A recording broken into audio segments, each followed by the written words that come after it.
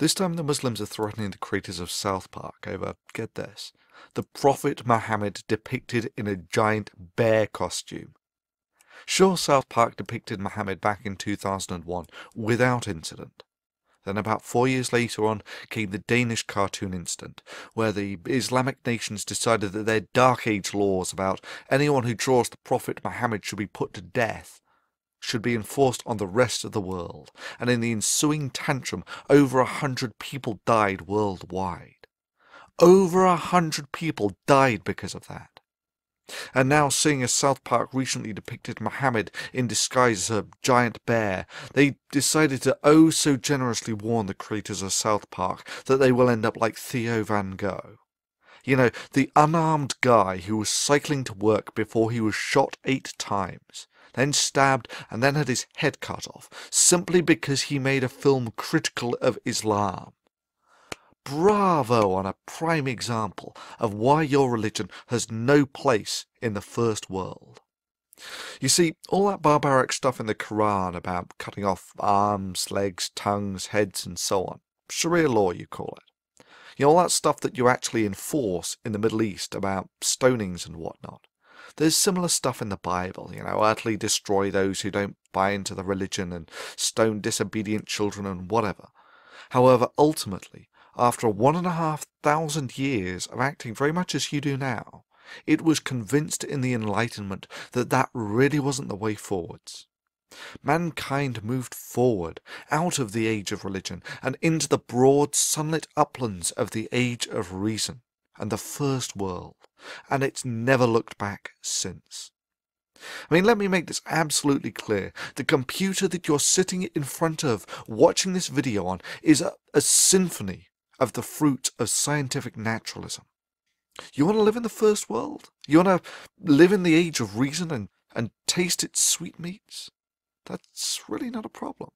But like every other religion, you can check your Iron Age baggage at the door, or else go back to the Dark Ages and live in that time warp called the Middle East, where the only glimmers of lights that permeate that dark, dingy human backwater is what spills over from your enlightened neighbours who have not shackled their minds to ignorance. Your alternative is to fight. The only way the nation that has lived in the Dark Ages for 800 years can, by terrorism. We're commanded to terrorize the disbelievers. And this is a religion, like I said. We're commanded to terrorize the disbelievers? The Quran says very clearly in the Arabic language, Torhibuna. This means terrorize them. It's a command from Allah. You know, like that Van Gogh guy you killed. Yeah, stabbing and shooting an unarmed man. Yeah, that's a showcase of the virtues of Islam. Such divine-inspired courage. After all, there's no better way of showing that yours is the religion of peace and enlightenment than by shooting and stabbing an unarmed man, and then threatening others with the same fate.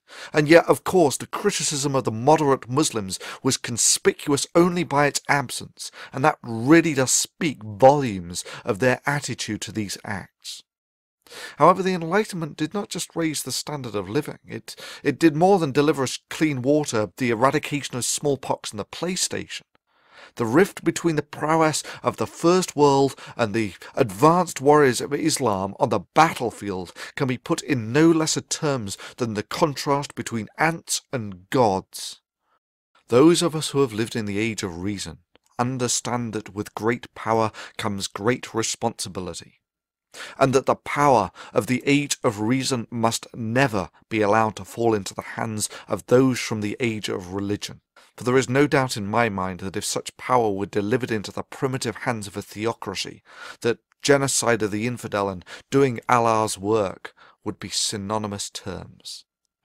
But let's say that all your box cutters and shooting and stabbing unarmed filmmakers, you managed to actually threaten the enlightened world. And I mean threatened beyond crashing a few airliners. Your only achievement will have been to have awakened a sleeping giant and to have filled it with a terrible resolve. If you're going to pray to Allah for anything, beg him that you never meet the giant in such a mood. For your continued existence is entirely at the discretion and goodwill of the giant, and that it is all that stands between you being granted continued existence and you receiving yourself the self-same judgment that you would so zealously impose on the rest of the world if only you had the power. So it comes down to the question of your vicious and petty threats against a cartoon creator. That is, your attempt to limit free speech through intimidation.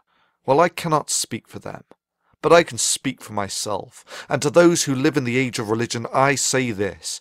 This is the blasphemy that you find so offensive. This is the Prophet Muhammad depicted as a squirrel in slow motion. I did this. Your move. Do your worst, for even your worst will serve as nothing but a catalyst to strengthen the walls of the age of reason, to awaken the giant. Even if you strike your hardest blow, its operationally insignificant effects will simply make us more powerful than your dark age minds can fathom. All you can do is set these words to resonate down the halls of eternity. You see, you cannot shoot words, you cannot behead an idea, and you cannot intimidate concepts, and if you try, the fulfillment of your worst threats will serve as nothing but an icon, written in the blood of the free, that you have no place in the first world.